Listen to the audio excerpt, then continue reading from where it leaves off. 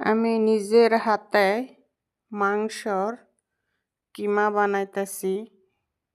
ম্যাডামে গুঁড়া মাংস নিয়ে এসে আমাকে দিয়েছিল। অবশ্য আমাকে একদিন রেখে দিয়েছিল, তখন থেকে আমি রান্না করতে পারি। গুঁড়া মাংস নিয়েছিল, সেখানে আমি সব কিছু দিয়ে মেখে যখন গোল গোল করে নিয়েছিলাম তখন দেখাইতে পারিনি। সেটা হচ্ছে হাতে সময় কম ছিল দেখে। আমি গুঁড়া মাংসটা সুন্দর করে সব কিছু দিয়ে মিক্স করে মেখে নিয়েছিলাম, নিয়ে গোল গোল করছিলাম কইরা। এটা হচ্ছে আবার আলাদা করে আমি ভেজে নিয়েছি।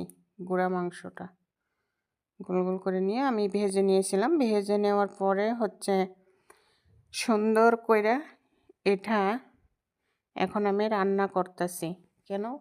ছোট্ট বাচ্চাগুলো খেতে অনেক পছন্দ করে এটা মাংসটা।